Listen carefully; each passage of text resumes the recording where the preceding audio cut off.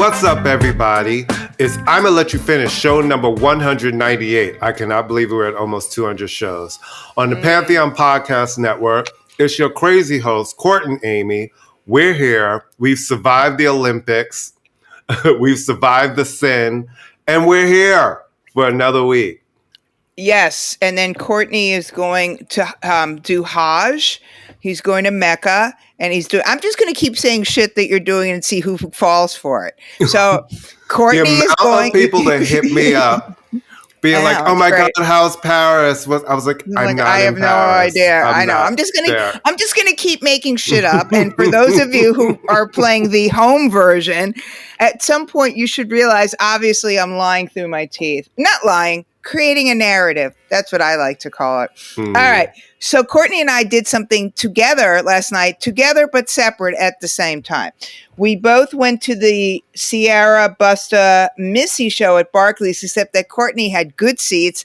And I was sitting, as I like to call, for you fans of Animal House, do you mind if we dance with your dates section? Now, for the record...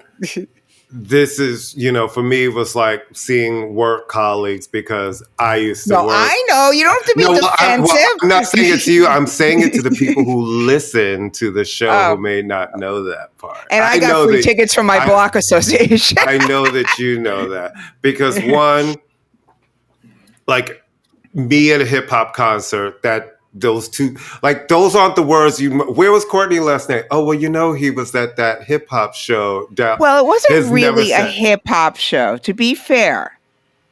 It was an R&B hip hop show. Sierra is not a rapper. Missy is a singer.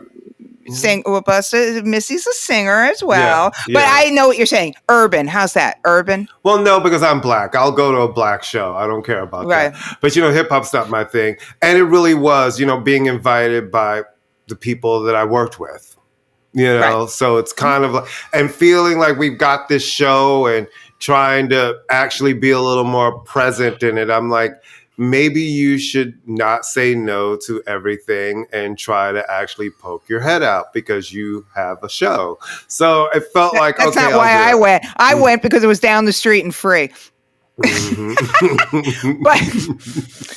And I thought, judging by my friends who had seen it in other cities, I would be home by 10:30. Oops. Well, the thing is, New York, they always start late. They always go later. It's New York City. Yeah, I don't know why they think we don't need sleep. We need more sleep than anybody, for crying out loud. Anyway. What did you think? Well, I have to be very, very honest with you. And I'm joking around. My block association does get free tickets every once in a while. Sometimes we get to move down a little bit, but we were in. It wasn't horrible, but it's a very loud show.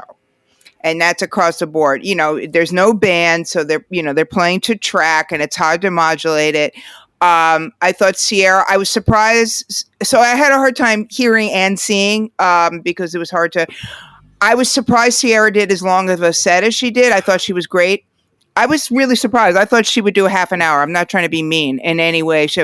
And I had forgotten how many hits that woman has. You and I have this. Okay. That was my same assessment of her. One, I was surprised because I was never like the Sierra guy, but I was surprised at the amount of songs. I'm like, oh, I know that. Oh, I know that. Oh, I know this one. Oh, I forgot about this one. And then there was a point in her show and I was like, this is starting to feel long. Yeah. Which is never what you want. When she sat down. Right. We got to that when she sat down. And it's like the sitting down is usually the sign that you're now going. But the audience was dying. The audience was loving it. They gave her. You could tell everything. You could tell she felt surprised because the amount of love that Brooklyn, New York gave her. I had all the black women, up in my set, and they were just every song. She looked phenomenal. I was sitting with 4 women, and 3 of us had kids, and we were all like, that fucking woman had a baby in December.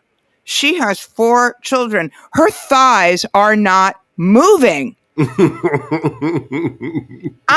have a 35-year-old and I'm still working off my baby weight. Okay. No, like up close, I will say that she looked really juicy and sexy. She did. No, she's I think she's gorgeous. I always thought she was gorgeous. First, the first time I met her, an old colleague was managing her, and I had never met her before, and she's stunningly beautiful in person. Stunning. No, like, she's gorgeous. Really, really. It's almost like I don't feel like they've actually really captured it in pictures or video. No, she's how stunning. Pretty she is until you're kind of up close to her, and it's like, oh wow. Yeah, no, really she's pretty, and she's very nice. I've interviewed her only on the phone, so she was nice. Good. Yeah, she was good. Yeah. It looked great. One of the things I really did like about the show, and we'll obviously go into it more. I like the fact this is Missy's first headlining show, which is mind blowing. And think about it. I like the fact that she keeps her family close, meaning she's worked with Ciara. Timberland opened the show. I missed that, but it's her family. He was actually really good. Like, was it? Yeah. Well, we took forever to get. And what it was is like a whole compilation, basically, of all of those songs he's produced, and he's kind of doing his parts. But you forget how many hits, big hits, enduring hits. So it was really like a really good radio playlist. It's also an introduction of what you're going to get. And that was one of the things I really like about Missy, because let's be honest. I mean, Missy is a catalog artist at this point. Yeah, absolutely. Ciara has a new song out, but nobody really kind of knew what it was. But Missy's a catalog artist, and she is riding a high. I would say the high started when she did the Super Bowl. I'm being really serious. And when she did the Grammy. Absolutely. Remember, because for all of the that was Katy Perry. That was Katy Perry's show, supposedly. Yeah, and for all the old heads, they were like, oh my God, Missy Elliott. For the young kids who were like, who's this artist new artist? And it kind of brought her back into the forefront again. Yeah. And then, of course, the Rock and Roll Hall of Fame, which is where I saw her perform. And so based on proximity of where I was sitting, it had more. Buster, I love Buster. I could have done a little bit without him dragging out their kids. He kind of guilted. It was very funny because his son, I guess, performed, and it was kind of like, yeah, whatever. And then Buster, in that way that only he could do, basically shamed us into liking him. He's like, this kid has a job, and he gets up at 5:30 in the morning, and he's a college graduate. And we're like, oh, okay, he's great. But Buster and Splifstar remain one of the great tag teams. The only tag team left. I mean, who's left? There are no tag teams anymore, really. Right, that's true. I mean, Naughty is broken up. Tribe Fife has passed. There's no two-man crews going on. Buster, and he kept saying it, and it's true. Buster is hip-hop, is rap music, is old school. There is a DJ who is actually DJing. Yep. And he is rapping, and he's got personality to spare. He brought out LL Cool J, which was a moment. It was a moment. They did their verses on the Flavor in Your Ear remix and conveniently cut out the man who is dead and the man who might as well be, which is fine. I wish that they had. This is the snippets. Is the medley thing a thing now? Yeah, the medley thing. It's a thing. It's a thing. His function, other than to kind of be a hype man for the entire evening, because him and Missy go way back, and they share the same management, and they've been friends forever, was to be, as a friend of mine said, was to be a placeholder while they changed her set, because his set was but people loved him. He's Brooklyn. Yeah. But he could. I would have liked a little more rapping, a little less stand up. But he was good. I was surprised that his set was shorter than Ciara's. It was very interesting, his set, because, they were listen, he's got the skills, and he does the fast rap that people really, really, really like when he does that. And I love how they did the thing, like sort of turning the volume down on his mouth and then turning it back up. I thought he showed his skills very much. There were a couple of things, like, I really would have loved to have big moments. Like, I was hoping for a full, like, woo-ha, got you all he didn't perform. He didn't perform woo-ha. I really was like, okay. No, I was shocked. I'm thinking an arena tour. That's an arena song for, like, and to have everybody just be like. Yeah, no, he did Eyes Are Say, but Woo-Ha, he did his verse from the Chris Brown song. He did Cavassier, which it took us forever to like, he's brought out bottles of liquor. He did his verse from Scenario, but they could have done Scenario. They could have had them on screen and him. I mean, it was just, did no leader songs, but it was good. And it was great seeing LA, and it was really nice to see. And these are words that apply. Legend acknowledging legend. And for Buster to acknowledge what LL meant to him, I like that a lot. Because I like that a lot too. Yeah. Yeah, absolutely. It was a real, it wasn't like giving flowers in a bullshit way. It was a real, and again, Buster was up there to remind people that this city is the birth of hip hop. The show, as it would take place, was August 12th. August 11th is the unofficial birth of hip hop. So it's 51 years now. So I thought he was very, very good. It was obviously all leading up to Missy. I think because of where I was sitting, I didn't get the full Missy-tude of it all, but it looked incredible. She got lost. I couldn't find her sometimes. I wish the screens, they had the overhead screens. It was just where I was sitting, and I did not stay for the entire show. I left sort of at the interlude because I was tired. And it's funny, when we were leaving, we saw a bunch of people leaving, not like, I'm leaving because this sucks, leaving, and we're like, okay, Missy's 53, Buster's got to be 53, LL's got to be, and we're like, we need to start these shows earlier. Her fans are not they did. That's the thing. The show started at 6:55, so that's a long night, right? Because literally Timbaland was on the stage, and it was pretty full when he started. You know, he started at 6:55. So by the time you get to 11 something, it's a long time. You've been on your feet. You've been dancing. You've been doing whatever. Well, not in the scary section. You're not. and it's got. But when I looked up, people were definitely dancing up there. No, they were dancing. I think it was the sound. It was an unbelievably loud show. It was very loud. I thought that the levels were too loud. Not always balanced. It was off. The vocals felt kind of at certain points. She got sucked up. But it was before her. Even with Buster, there were points where I felt like the music was so loud. It was so loud. It was so loud. And we're not just saying this as old people. It was so loud. Vocals clearer. I felt like I was having, and it's funny, I was reading Rob Tannenbaum, hi Rob, review of the show for Rolling Stone, and it is a sensory overload, but sensory overload can go both ways. There could be sensory overload, and then there could be, oh my God, I'm having a sensory overload. So I think I really liked it. I'm really glad I saw it. I'm a fan of hers.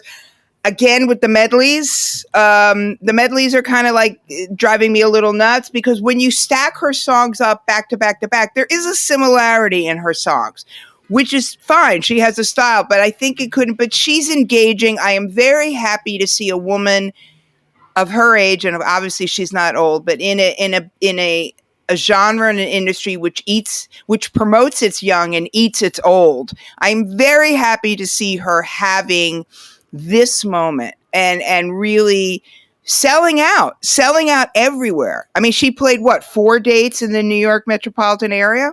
Yeah, she played Jersey, Long Island, Brooklyn, and did she do another date? Did she do the Garden? No, she didn't do the Garden. Mm-hmm. So 3 dates. That's a lot. That's 60,000 people. About, right? That's 60,000. Oh, she also brought out Ellie the Elephant, the Liberties. Ciara brought out Ellie. All right, so she brought out Ellie. Yeah, that's the one time I pulled my phone out and was like, "That's adorable, right?" I was like, "It's Ellie." Ellie the Elephant. Ellie the Elephant. It was great. And I posted it on our TikTok, and Ellie liked it. Oh, good. She did. Liberty tickets. She liked it. It took forever to get in. It took forever. I'm used to being a little. Oh my God, we were online for like 25 minutes. No, because I guess. Well, you had the goods. Yeah, we were in the. We had to go through the Dean Street entrance, which is where I guess when you. No. We were on the main entrance on usually the Block Association. Listen, I'm very grateful we got the tickets, and if I hadn't opened my big mouth and asked for them, I'm glad I did. And I went with my friend Annie, hi Annie, and Cersei and Nicole Duncan Smith, and we had a blast. And there were guys in our section a few rows down who were being kicked out for smoking weed. So it was a full Brooklyn experience. People got kicked out for smoking weed. Something was going on. Something was like the security guards came over, and there was something happening. But there was a lot of Brooklyn. And then when we left, there's this guy who's always outside show, and he was freestyling outside of the Pathmark or the Shop and Stop, whatever the hell it's called now. And it was actually fun because we were like dancing, and he was freestyling. He was like, "There are the girls over there dancing. One of them's wearing a check coat." Blah blah blah. So it was fun. It was a fun night. And I walked home, and I'm exhausted because I had the audacity to go to. You got to bed at 2:00. I got to bed at 11:30. I'm beat. We're old people. I'm tired. I'm beat today. I'm tired. I went and told my students, I'm really tired. Just work on your shit yourself. I can't be bothered today. All right. My godson is here, so I have a kid who's spending the night. My godson. How old is he? 24. Oh, he's not a kid. I mean, yeah, he is a kid. He's a kid for us. Yeah, a kid for us. He's always gonna hi, be godson. Mm-hmm. All right. So the Olympics are over. Let's talk about the closing ceremony first. I know you didn't like it. I liked it. Why didn't you like it? You're the one who loves French singers, so you actually have French musicians. I just thought it felt like I got the narrative that they were going for. I just thought it was boring. It was really boring. I didn't love it. Well, it's the closing. But the closings are always really like a concert and spectacular and fun. It was. Well, I mean, they were telling a narrative. Okay, we will preface this by again saying they're French. They're French. There was this narrative, and there was the guy coming and finding the rings, and it's blah blah blah blah blah, and it's basically an excuse for all the athletes to be out there taking selfies, and it's great. That was fun. I thought that the Cirque du Soleil aspect of it was great. I thought the music was great. Again, this is France. I don't want to see an American rock band up there. I want to see. Air is a pioneer in French electronic music. Phoenix is great. That's great, but that was too short of it. It was weird. They played for 20 minutes. It was very weird. Even I was watching, Miguel was calling me. He was like, the German broadcasters at the end of it were like, I expected more from France. I feel like the Germans, you mean the country that took over France and imprisoned their people? I would not take the Germans. No, I know. It was not, listen, it was wrapping it up. I thought the speeches were actually quite beautiful. I think what France did, all of the little hiccups and whatever, to incorporate that city into the Olympics, to have an event and you see the Eiffel Tower and you see that, I mean, to have it, to not any major acts of terrorism, which I hate to say it is a big deal now to say that. The French, they all seemed to be very grateful and nice, and the athletes seemed to be having a good time, and I like Phoenix. I was fun to hear them. They appeared to be playing live. I can't really tell. I like the Kavinsky song. That's like a huge hit. It's French music. French rock and roll is very different. I like the chick there. What's her name? Uselt and her. Yeah, who's singing with Kavinsky. I thought that she was great. But I thought the handoff was great. I was glad to see. And then they I didn't get any fucking Milan Farmer, who I thought would be at the closing ceremony. No, I can't really. You really seriously thought that? No, I'm being serious. Absolutely. All right. She's one of the biggest artists in France for decades upon decades. I absolutely thought she'd come out. No, there. I thought when they were doing the whole gothic-y thing, that's her whole spiel. Yeah, that's true. I thought that they were. Thing. I thought that they would have Solar. I really You did. Yeah, that's what I'm saying. Like, it feels like. I thought, I know what you're saying, but I wasn't mad at the music. What I was mad at is the second we turned over to American soil, the show went down. Okay. Is Paramount, Tom Cruise, for me, is just an absolutely repulsive human being. Full stop. And I'll tell you why. I was like, why? Are you serious? Yeah. Seriously? First off, he's a member of a cult group. Number one, I'm not a fan of cults. Number two, he has abandoned his child, which I don't approve of. I don't approve of fathers who abandon their children. That's just me. He's more afraid of David Miscavige than he is of losing the affections of his only, not his only child, but his child. Yeah, he's Mr. Saves people and lifts cars, and he appears to be a nice person. He's an okay actor. He's not a great actor, but that's fine. That's not what he's there for. It's just ridiculous. I mean, he's parachuting in and it becomes all about, I just found the whole thing to be just ridiculous, but no surprise, very American, over the top, commercial, promoting the new movie, rides his motorcycle, blah, blah, blah, hands it off to LA. And then the worst band in the entire world takes over. To paraphrase Nick Cave, every once in a while, I'll hear some garbage on the radio, and I'll hear some garbage playing, and I'll say, "What is that?" And it's always the Red Hot Chili Peppers. Who was booking this show? The Red Hot Chili Peppers. What dad in NBC was going, I know, let's get the Red Hot Chili Peppers. They're really relevant. Continue. I mean, they still tour. They just did a huge stadium tour, right? So they're clearly, like, if you can tour stadiums, you absolutely have a relevancy. That's true. You know what I mean? You absolutely have a relevancy. I just thought that was interesting. Okay, we're coming to LA 2028. Maybe they were looking for bands that have a worldwide recognition. And that's why it was them, Billie Eilish, Snoop, and Dre. So you had a band where the members, at least one member of the band is they have horrible reputations in terms of women, and I believe is dating like a 12-year-old. And I'm sorry, Anthony Kiedis, he still can't sing. Like 35 years into this group, and I liked them in the beginning. I'm not going to lie, I did. And he's, I don't know. I find he just screams out oily. All of them. Good musicians. Well, he's terrible. The band are very good musicians. I will give him that. So you have him, and once again, you have Dr. Dre getting a international showcase. I don't get it. I mean, maybe I've just given up. Maybe I should just give up to think that men will ever be held accountable for their actions. But I guess he won't be. Certain men, right? Because there's some men who are absolutely like ripped apart and they don't get to really have a comeback arc. And there are other people who I think that the talent and has superseded all of the other things that they've been able to rise above. I guess, but what has Dre done in the last 25 years musically? Doesn't matter. It doesn't matter when clearly it doesn't matter, right? Right, I know. It doesn't matter. You know, in my dream world, people are judged both as people and as artists. And it just always unnerves me. But Billie Eilish was good. I understand they want LA artists, but it's just the contrast between this.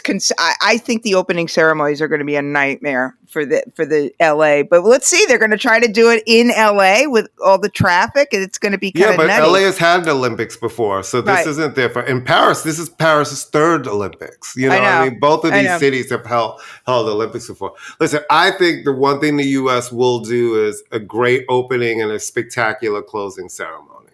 But the best opening for me was I loved the opening in England, obviously the London, and I loved the Winter Olympics because they made fun of themselves. They had dancing maple leaves and Katie Lang singing, and I don't know. I thought that the London closing ceremony was my absolute favorite. They turned that out.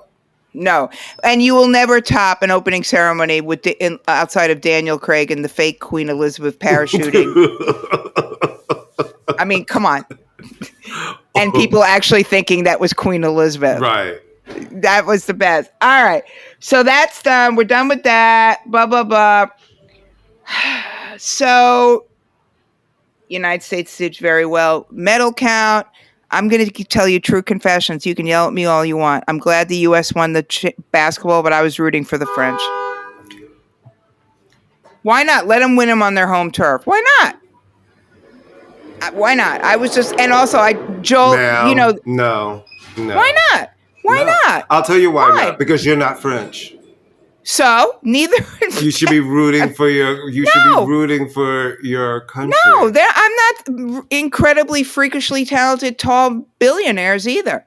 I mean, I'm glad they won, but I'm just saying I would have had no problem with the French one. And Joel Embiid is like public enemy number one in France, so as he deserves to be, because he's not. I don't like Joel Embiid. But it was a great game, and Steph Curry, I didn't realize he had never won a gold medal before. Was really cool. This was his first Olympics. He's never made an Olympic team before. And you know my feeling about the 3-point shot, but it was a great game. He did really good. So yay for them. The women, I'm very happy that the women won. I'm very happy. I like all the weirds, like when you see like all these strange, the thing about the Olympics, you get a little verklempt sometimes. I mean, look, it's hard to get like all hyped up and wrapped up when a group of incredibly skilled professional athletes are playing a basketball game. Where you get all wrapped up is when you have the girl from God knows where who's grew up wanting to be a shot putter. I cried for a week for strangers that I don't know. Yeah, right? I cried for the French lady, the black French lady who came in silver in the 100-meter hurdles because she was on the floor crying. All of France was screaming and hollering. She's screaming and crying. I'm crying with her like, I see you, girl. I see you on that floor crying. I mean, all joking aside about the American, I mean, these are guys who are going to... I cry for Iman when she won her gold in her boxing division. Iman? Iman, yeah. Iman. Like, I cried for her and the Taiwanese lady who, they were the two that were the subject of, they're transgender and all that. They both won gold in their division. And listen, there was a lot of great emotional stories and, I'm just into it. No, but that's what the Olympics are about. Really that's what it's about. It really is. I mean, the Olympic, there were a lot of great moments. I will say you must be a dedicated fan to watch bicycle riding around France, but that was cool. It was cool. The pommel horse guy, we liked him. The cutie patootie French swimmer, we liked him. I mean, it's fun. It's always fun. But again, you're watching... One day, please, please, please, please, please, Olympic Committee, can you put women volleyball players in the same outfits the men wear? Stop it. It's ridiculous. I don't know why these women agree but that's beach volleyball, and if you see them in all the competitions, that's what they wear. It's not just the Olympics. Yeah, but the men aren't wearing Speedos while they're playing. They're wearing... no. They're not. I mean, the men aren't wearing... that's what they're... I just don't understand why it has to be. Women do wear bikinis, they do. I'm sure... All right, well, they... And they all, it's like we're talking about a group of very athletic people. You know what I mean? All right. It's like... It's not... But I find it to be... it's like they finally allowed them not to have to wear white at certain games. Making a woman wear white is just unfair. For those of you who had 6th grade health class, you'll know why. But it's cool. Yeah, they're freakishly... Oh my God. What's unfair Strudel. Look who's Strudel is coming over. What's unfair is what's happening now with Jordan Childs and the back and forth with her medal. And the U.S. is saying, they've come back and an arbitration court is saying the inquiry was too late and you need to return your medal. And the U.S. has submitted an appeal saying we actually have proof. We filed this appeal I want to say it was 47 seconds in, and you have under a minute to do it, right? Only the last competitor. The last competitor has a minute. Everybody else has between 3 and 5. Right? So they're like, we did the initial inquiry at 47 seconds, the second one at 55, but they're like, well, we're not going to review that. She's got to return the medal, even with proof. But your judges made a mistake. So this is the thing. Your judges fucked up. this is a really different circumstance. I understand rules are rules, but you have people who are supposed to be judging the most elite athletes in the world. Get it right. Get it right. No, we'll see what happens. We'll see what happens with that. I mean, it would be unfortunate. Maybe they'll give it to both of them because she challenged the other person too. No, they have asked her. They're like, you need to return your medal. Oh. Yeah, no, and they're like, and we're like, and they're like, and we're not switching. The U.S. is trying to fight, and they're like, well, whatever. Yeah. Can we talk about something that I find morally offensive as a native New Yorker to my core? The breaking segment of the Olympics. Well, you know that breaking isn't from New York, but we'll start. That's a whole different thing. Okay, but I understand. Where did you first see breaking? I'm being devil's advocate. I'm not talking about that. I'm talking about as someone who grew up. That wasn't something you just saw on TV. Like, I saw my friends doing it. I saw when you went to parties, people were doing it. When you would go to the park and they were playing music, people were doing it. There was a time where breaking was real street dance and battle dance in New York. No, I know. Never mind. So where do you feel like breaking is from? Oh, no, breaking is from there, but it's capoeira. Isn't it a form of capoeira in some ways?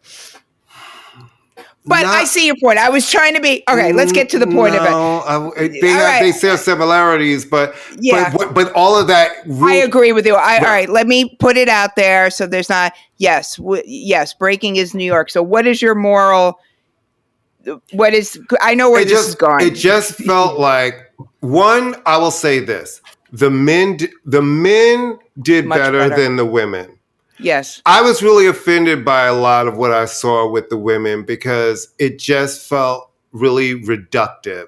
And then all of these people trying to school folks being like, well, if you guys don't like this, when's the last time you went to a breaking competition? And I was like, well, honestly, if this is what's passing for breaking in 2024, then you've absolutely watered down the art of breaking.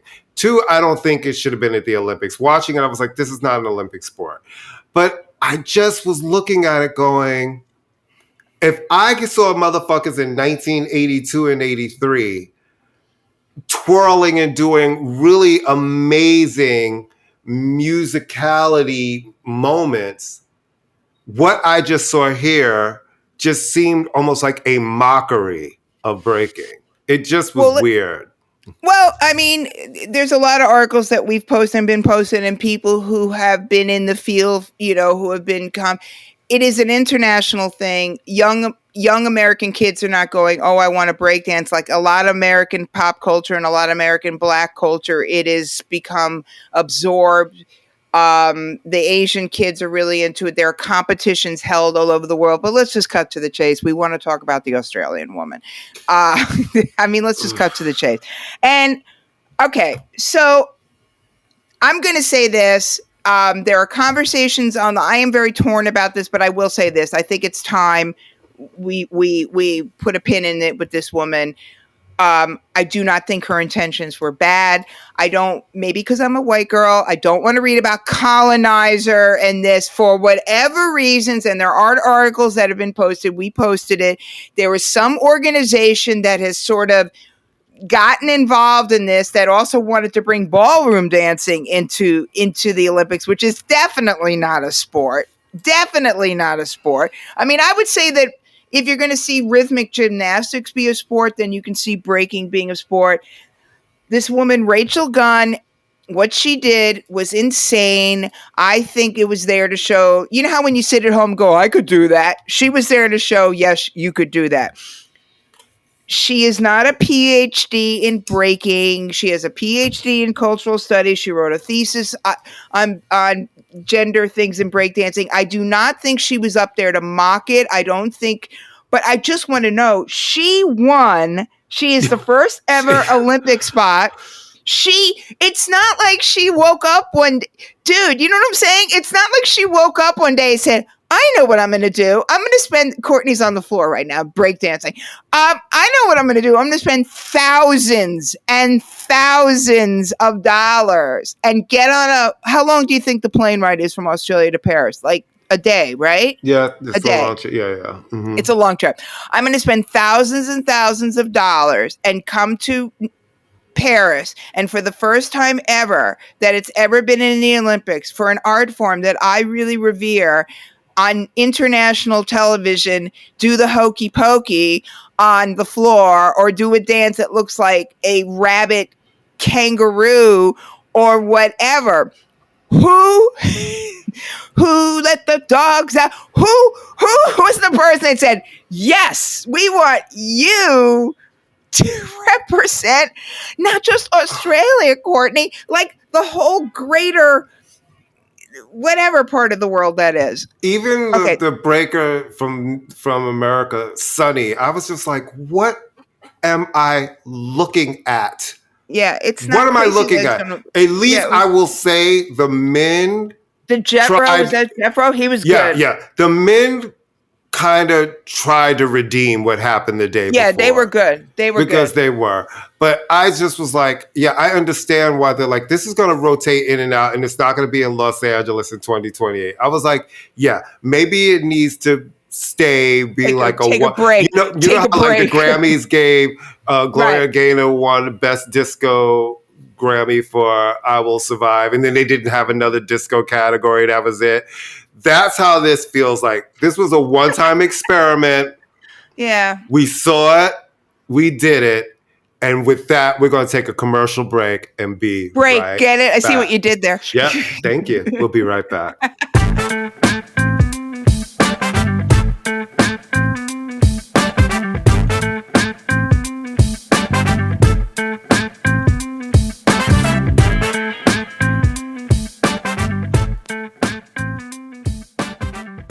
And we're back. So other than the athletes, you know who the biggest star of the Olympics was? Snoop OG, D-O-double-O.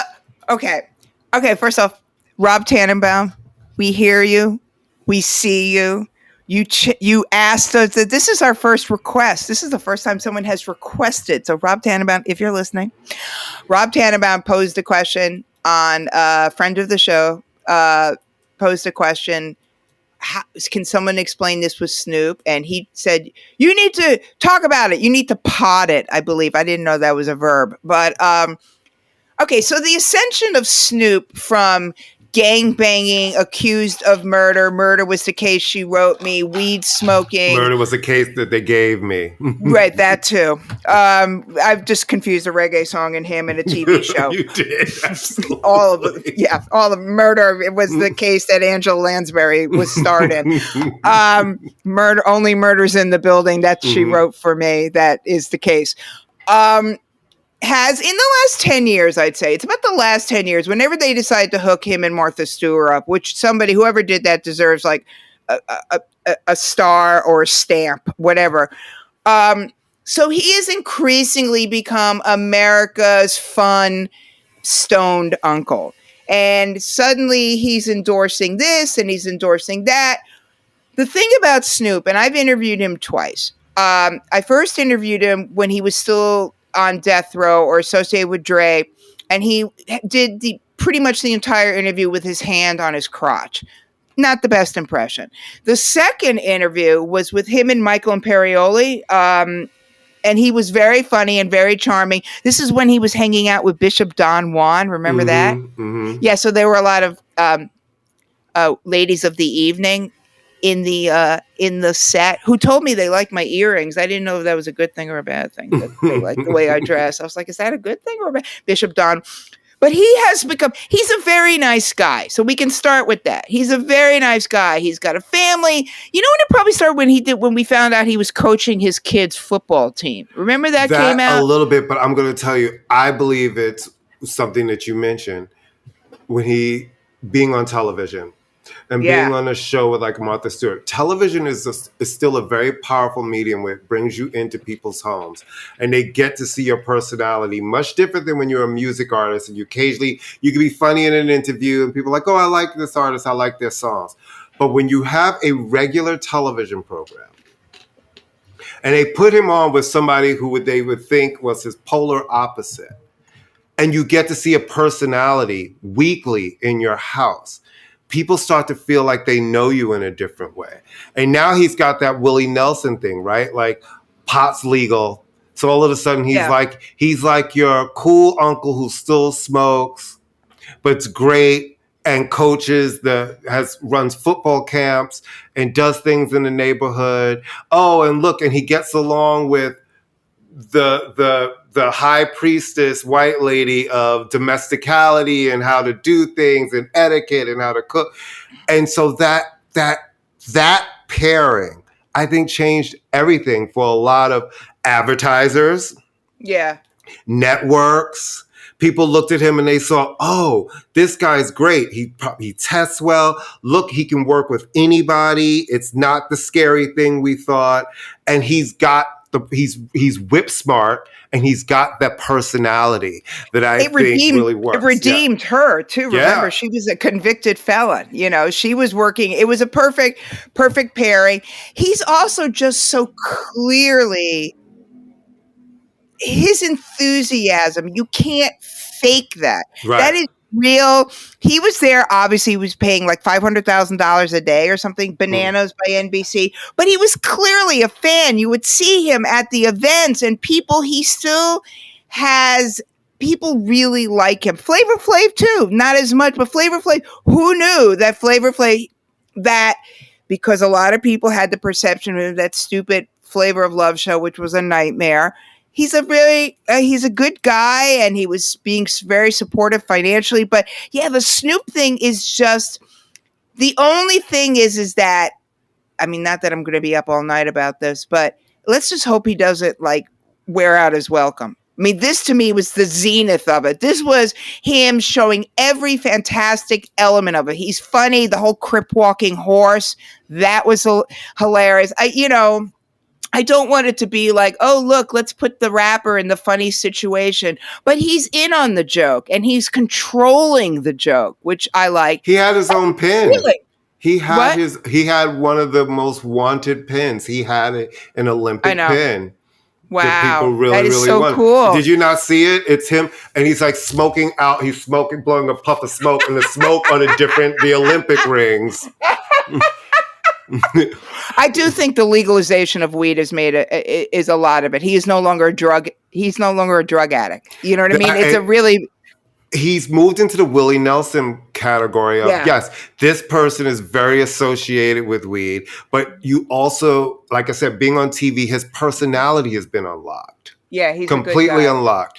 And the fact that he's funny and he can go with it, and he's not, the biggest thing is his authenticity. With all of this, he's still that Snoop that you remember. So it's like the world has caught up to him. He's not trying to be almost like a caricature of himself. And the truth of the matter is, as a hip hop artist who's in his 50s, who has a long career, who does a lot of other things, he was smart to diversify early and do all of these things. It's like, what are you going to do? Like seeing LL, like we talked about earlier, seeing LL is great. LL is great. We love him. We love that he's putting out a new album.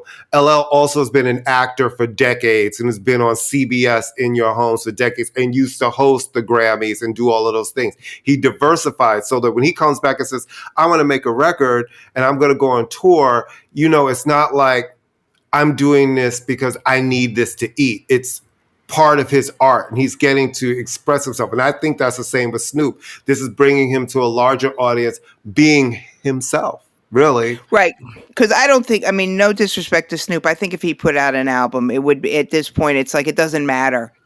Not that he doesn't have the talent. It's anything with the older hip hop artists. Like, who did you say just made made a statement saying we need in the Grammys was it adult contemporary hip hop category? I think Tip said that. Tip said that. Because it is two different mindsets. Like the hip hop that you listen to, like why you love these Nas last records. Right. It's not the same that these kids who are loving like Lotto's new album, which is supposedly great, right? But she's speaking to a certain generation. Right. Then there are the people like you who love hip hop you don't want to still hear like drill shit. That's not speaking to anything in your universe. Some of it, yeah. But the point is that there was less of a disposable factor to the older stuff. Right. Because again, I don't think and it's interesting about Snoop is that, you know, if you look at old clips of Snoop, like that famous clip at the 1995 Source Awards, he was he was scary in his own, you know, he looked like, it's just interesting because even though, to get back to Dre and then we'll move on, even though Dre has more money than God and stuff, like nobody's asking for Dre to really endorse things because I still think there's a little bit of a stink around Dre. It still comes with a lot of stuff, right? Yeah. Snoop doesn't come with that. No. Snoop doesn't come. Snoop comes with being like a same stoner. life that he's had 20 million years. Forever. You know, he's got his kids, and you know he's very proud of his kids. And I'm not saying grandkids, right? But you know, Dre has a different association when you start talking about women. There's certain stories that you cannot take out of that equation. No, you can't. And also, Dre doesn't have the same personality. I'm sorry. No. Dre doesn't have Dre is fine, whatever, but not Snoop has. It's, you know, it's why Ludacris became an actor and Mace didn't or something like that. You know what I mean? You just have to have a showman kind of personality. And yes, of course they have to diversify. And but Snoop, he's America's sweetheart. So let's see. I think the possibilities are endless. Next up, he's taking over as one of the voice coaches on The Voice, which I'm always confused by that show. I'm like, is there anybody as famous as the judges that they always have on that show? Because I don't know. I know who the judges are. Yeah. I can't tell you about anybody. I don't also understand the whole twirling around in the chair thing. What is that about? I mean, it's like you're voting for them, or you want to see what they look like, or it's the beginning during the blind auditions when people are coming out, and if you're interested in the voice that you hear, you turn your chair. Yeah, but I mean, I don't know. I don't want, bless his heart, Adam Levine judging talent. He's a nice guy, but come on. I mean, Maroon 5, we've already had, that's their best song. I mean, the fact that I didn't know that you didn't know the black guy. I knew PJ Morton as a solo artist. I had no idea that he was the black guy in Maroon 5. Because can anybody name any of them other than Adam Levine? Because it feels there's Maroon and 5. There's Maroon and then there's the 5. Yeah. And I mean, I don't get that show either. But I've given up on watching that show. All right. So in today's so Jay-Z has never owned the rights to Reasonable Doubt, which is by all accounts like his best album, or certainly the album that made him. Okay, he's never owned the rights because he was in partnership with Kareem Biggs and Dame Dash. So, Dame, how I read, he doesn't have all the rights. Well, he has, doesn't he have his rights? Right. He doesn't have He doesn't have complete ownership of the album. Well, now, if you can cough up some money, Courtney, if we put our pennies together, when it goes to bankruptcy court and it goes up for auction, you too can own Reasonable Doubt. He can buy it back because Dame Dash, I guess, is basically bankrupt, right? Well, Dame Dash lost a defamation suit, right? And I guess didn't have the 800 some odd thousand maybe to pay it, and the marshals have seized it. So my question is, do you think through a shell company, Jay is going to just have somebody buy the why not? Why not? The wife could buy it. He could buy it too. He could write a full check and buy it. Yeah, why not? He could write. I mean, it's like, what is it? What is it? $1 million? Is it $1 million? It's starting at like 1.2 maybe. But it seemed like from his statement, it felt like he was just saying, "Well, I'm going to get the rights back," because they revert back to him in 2031. So his energy. He could save the money. He could save the money. That's what I'm saying. It's like. Yeah. Whoever buys it, he's like, you're going to have it, but in 2031, I'm going to snatch the money. Yeah, he must well save the money. He gets some of it, but You know what he'll buy? You know what he'll do? No, he'll be 110 by then. I was going to say he'll wait till it reverts back and then do a Reasonable Doubt tour, but he will. No one at that point will. I mean, bless her. I mean, please, if Jay-Z did it, if he announced a Reasonable Doubt tour, you all would be like getting tickets and going to see Jay-Z perform Reasonable Doubt. Well, he's done that before. Has he done a Reasonable Doubt tour? He did it at Radio City. God, about 15 years ago with Mary J. That's right. I forgot they did that tour. He's had so many fucking tours. I know he really has. Toured together. Yeah, with an orchestra. You know how when hip hop wants to be legit, they drag out an orchestra, and the orchestra people are going, "I'm getting paid union scale to just saw my instrument back and forth and back." All right, you know who's not going out on tour? We need to start having a bet thing. We need to start having every time they announce a tour, we just bet on it. We need to talk. The Fugees, America's favorite. Now you see them, now you don't group. So the Fugees were supposed to. I'm sorry, did I say the Fugees? Ms. Lauryn Hill and the Fugees were going to continue their nonstop. Is it a reunion? Their nonstop tour of the United States, with Lauryn Hill still touring on that same record. Thank you, George, another super fan. That same record from 30 years ago. And they have canceled the tour because Lauryn Hill has put out statement. Okay, first, I'm sorry, Ms. Lauryn Hill. So, which they all call her. From management, Miss Hill. Whatever. Okay. I didn't know she had 6 kids now. Yeah, wasn't it always like 6? No, she had 5, and then she had another one. You know, I have a theory about her, and then we'll go into why she canceled the tour. I have a feeling that no, I'm being dead ass serious on this. I think she has the world's. I think she's been suffering from postpartum something forever. But that's neither here nor there. So she put out a statement, which was, I have read hostage notes that made more sense than this statement. So she's saying that she's not going to, first off, she's speaking for the band. So that's interesting, right? Because all of the statements are always through her. Right. So I don't know. Would you want to be put a statement out? Would you want? Oh well, yeah. We'll get into that in a second. Would you want to be in a group where you're the 5 and she's maroon?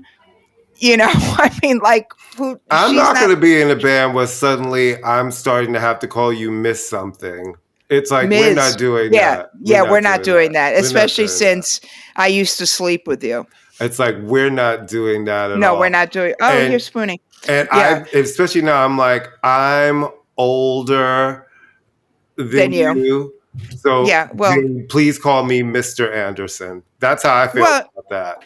No, Ms. Hill. Yeah. Well, you know, people can just tell her, no, Lauren, crap, and that'll be the end of it. But that's another. So she puts out this statement. They're only canceling the American dates because in America, I'm paraphrasing, there's too much media sensationalism and clickbaits. And I'm going, what? What do you do? But in Europe, there's no clickbaits or sensationalism and meanwhile, Europe, England, which has the worst press in the world, right? Where they're like scandal, Daily Mail. So something, and I guess Praz didn't even know about it. Is that what it was? I mean, Miss Thing, it seemed like he was gagged because wasn't this tour also supposed to help with some of his legal fees? Yeah. Because I'm sure his legal fees are in the millions of dollars. When you have those kind of cases and you have to have that level of lawyer, you can't go in there with a legal aid team. You need a real law firm. These are federal charges. This is not like I didn't pay a parking ticket. You can't get one of those mafia lawyers that rappers always use. You have to use like someone who is specially versed. Yeah, so she just offers this cockamamie statement. And I got to tell you, and again, yes, Miseducation is a great record. But I'm so tired of everybody fucking coming with, you know what I mean? It's yes. One record 30 years ago. Really great record that was surrounded by controversy of you didn't do it all by yourself. And it's okay that you didn't do it all by yourself, even though that's how it was promoted, marketed. Right. So there are a lot of people that have one great record, but then there are a lot of people that have like 4 great records, 5 great records. Right. So this idea that because this record has endured, that there's a brilliance and a genius, I'm like, okay, let's listen. First of all, I was there. I was at Columbia for both Fugees records. I was there for Miseducation. I was actually at the MTV Unplugged taping, which was a whole other story for a whole other time. Hey, Spoonie. Oh, look at the spoons. Hey, Spoonie. But, I just feel like when you have one person who now controls the entire fate of a group, it never makes for a healthy environment. And they made it through the first leg, right? They made it through the first leg of the tour. I know. The other thing is too, and it's funny because you can see now that there's always going to be, she's a goddess and she's a spokesman. But people are starting to get a little tired of this. Yeah, she made that one great record, and she has to sing the songs differently each time because she doesn't really own the songs. Well, no, because she used to do that in the beginning. I will say, because on this last round, she sang them because it was her 30th anniversary edition. She sang them the way you remember them. Oh, okay. I was going to say is one of the reasons that record is so revered is because she never made another one. So we have nothing to compare it to. And then there's that. I mean, if you did your greatest thing ever, then stop. Because there's only other record is a live album of the exact same record. So, yeah, if I were Praz right now, I'd be like, honey, I'm going to jail. Because isn't he he's been convicted, right? Yeah. So I think maybe he's out because there's an appeal. And, I think on those federal cases like that, when you have an appeal. So which means more legal fees. So they said evidently this is just the North American dates. The overseas dates are supposed to still be happening. Right. That's why I'm saying the whole excuse, it just sounds completely bogus because I'm sorry.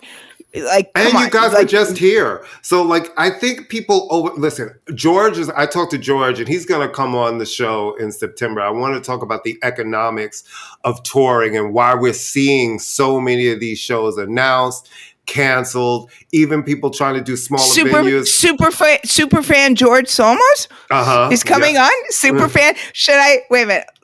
Give me a heads up so I can wear some makeup when he's on the show. Yeah, we're going to talk about, because I think it's important to talk about the economics of touring these days. Even bands doing, it used to be you had your band, you got in a van, you toured, you played the clubs and the theaters across America, and just how expensive it's becoming for these artists to tour, I just don't, honestly, and like I said, we, not to beat a dead horse. I mean, are they that big that they can do back-to-back tours without anything new to promote? I mean, seriously. Missy is selling out because she's got a much bigger catalog than they do, and she's never done it before. Well, that's right there. There's the Fugees have the 2 albums, but Wyclef has a lot of music, and Lauren sings a lot of stuff that's not been recorded. But I don't know if they can do it. Well, we're seeing back to back doesn't really work. Right. No, yeah, it's it needs to feel special. Then people go out and spend their money. Then when you try to come back around, listen, unless you're Taylor Swift, who right now can announce a whole nother round of dates, and there's so many people who actually couldn't even get tickets to the Eras tour, she would do well. But that's rarefied air right now.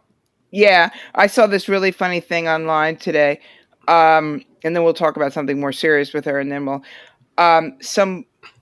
bless their hearts, some obviously 12-year-old posted something and Taylor Swift is the only artist, she's so great that she can do a 10-minute song on record. No one's ever done that before.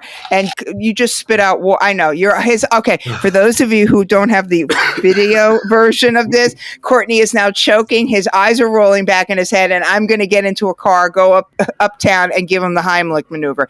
Yes, this is the problem with being young, because no one's ever done a 10-minute song. Hello, Stairway to Heaven, number 1. Hello, Isaac Hayes. Hello, Love to Love You Baby, 17 minutes.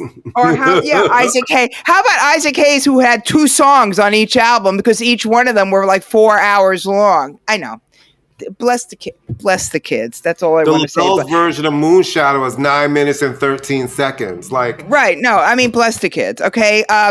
Should we keep going on? Maggot Brain. I don't know. That's like what, 12 minutes?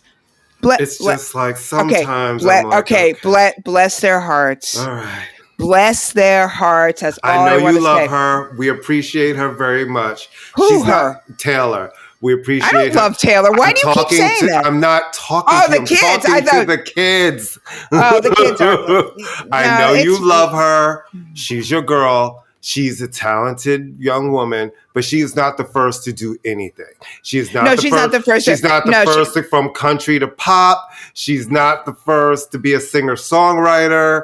You know what I mean? She's not the first to have a really, like, are you kidding me, boyfriend? What she is a woman who struck gold and very fortunate that she's got a fan base. She's a moment to a lot of people who she could sell a lot of records, play big rooms, and we're happy for her. She's a woman who can speak out when she spoke out against Apple and certain things and make change because that is power.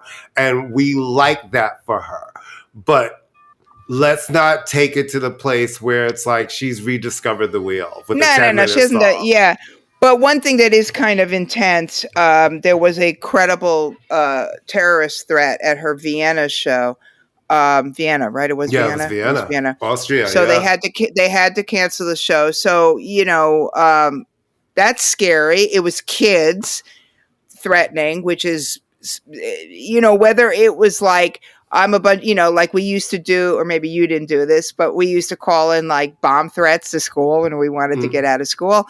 Not all the time. We did it once or twice, but whether it was that or if it was serious, you don't mess around with stuff like that. That's very scary. Thankfully it didn't happen because we've seen bombings that show Bataclan. There was obviously the attack there. Ariana concert in Manchester. So I'm glad she's okay. And maybe she'll take this as a cue to just chill for a second. She's freaked out, but here's the thing. The tour now starts again. She's got the last few dates of this run. They start on Thursday in the UK. It's 5 shows at Wembley. But now they've put 5 shows at Wembley, and then she's done. And she starts again in October and does that last leg in the US. When's she gonna have a chance to go home and have babies with her husband? December, the tour is done. December. Okay, then she can have because she needs to go home and have babies to make these whiny white men who keep being upset. I think they'd be really happy if they're like, she's married and has a baby now. She needs to go home and have some babies and get rid of those cats because, as we know, cats smother the life out of babies. So she needs to get rid of her cats and have babies with her lunkhead boyfriend. Okay, so I'm not going to be able to sleep at night until she goes home and has babies because she's going to be 36 and that's too old to have a baby. But they've put a lot of new procedures in place now for the Wembley show. So that's amazing though that she's doing Wembley again. That really is extraordinary. Five shows. Wow. They've the set times have all changed. When the opening of the gates is earlier. You got to go do more security measures. The showtime start is earlier. I guess they're not, because it's a 3-hour, almost 3.5 hour show, they're not having it close as late. And now they've asked, in all of the places, the unticketed people have come. They're telling unticketed people now, do not come. You're not going to get close. Don't come.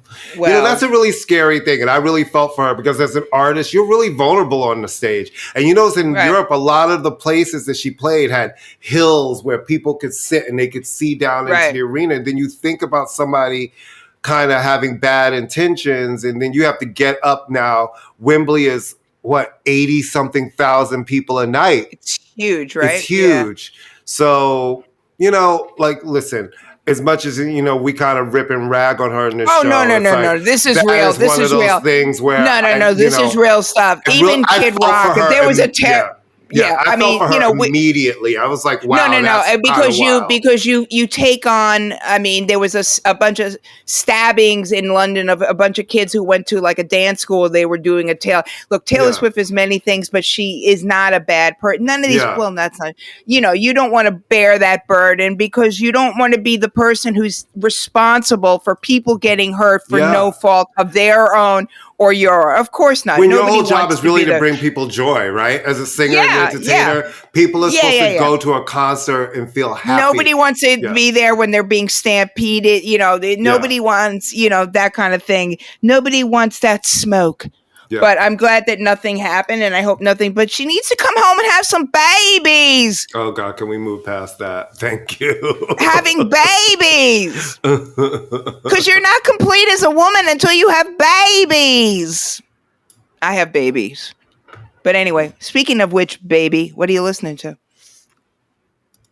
Well, I've been checking out You have to say for some reason, or it doesn't count. Well, it's not for some reason this time, because I can tell you what. I've been checking out Qobuz, which is a streaming service that's been around for a couple of years, and they're like on par with Tidal, because they have like the lossless sound and high res audio and stuff. So I've been kind of playing around on that, and it's been really interesting.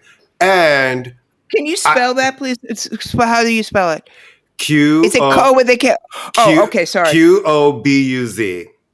And it's a streaming service. Yeah. So so playing around on there, I will say this week has really been, I've kind of been digging into the full catalog of Aya Nakamura.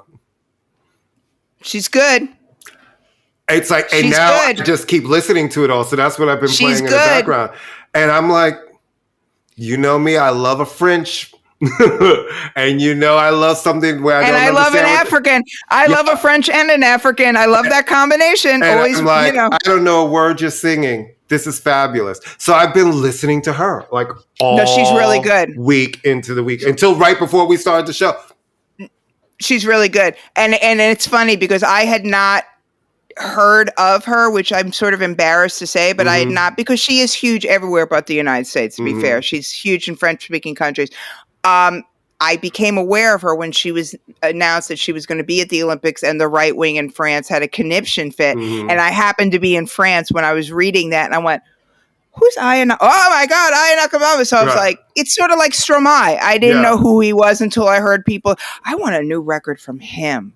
I kind of thought he would play too, actually. I thought we would see him.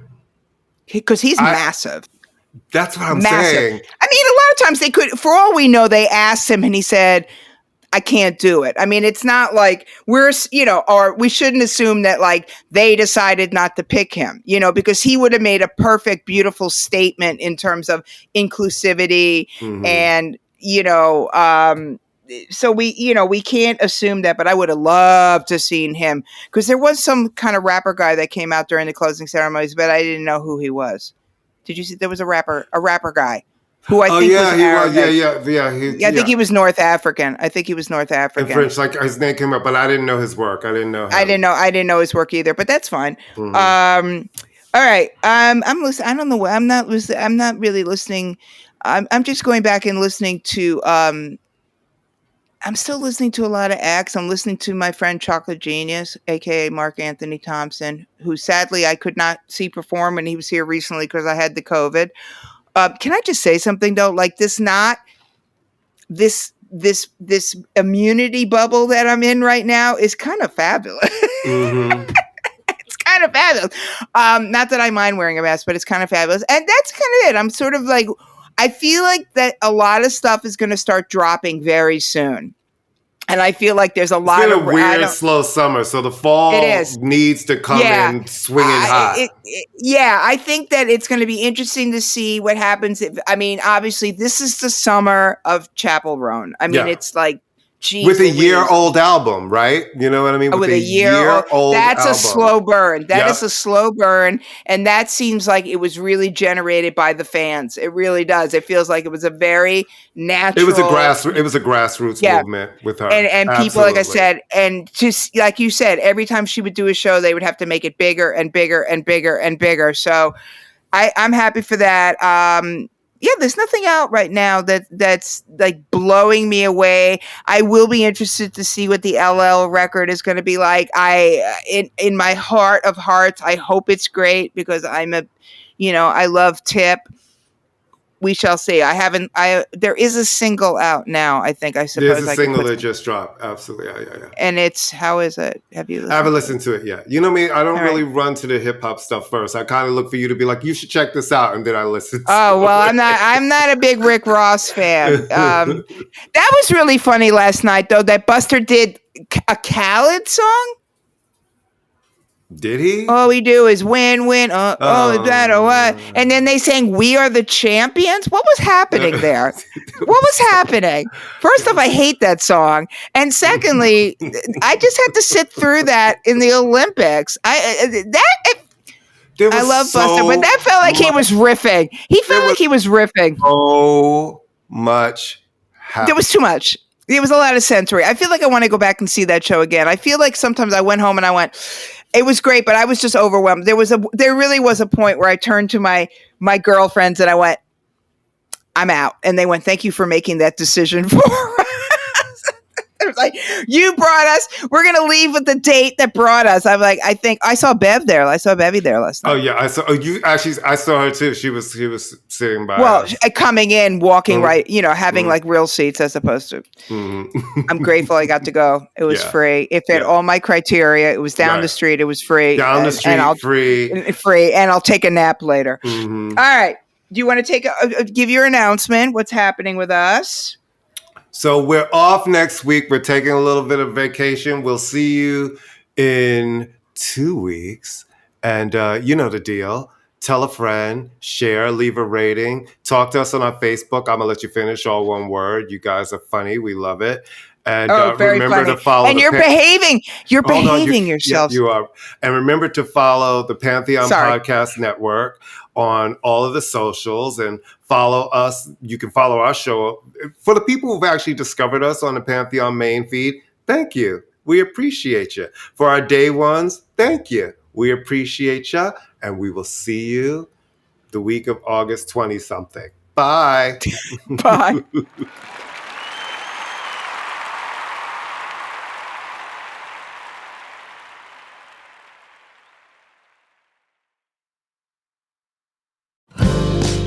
The Arwen Lewis Show is brought to you by Evolve Entertainment, featured on Pantheon Podcasts. And I'm Arwen. I inhabit our blue planet, but my beliefs belong in the celestial realm. I'm the daughter of Peter Lewis, founding member of rock and roll cult icons Moby Grape, and the granddaughter of Oscar-winning actress Loretta Young, and I've been part of the creative cosmos all my life.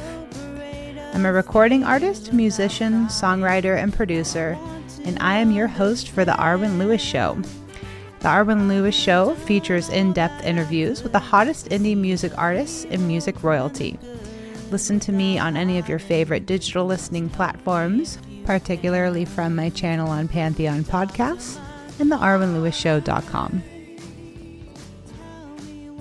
Hi, this is Peter Lewis and Moby Grape. You're listening to The Arwen Lewis Show.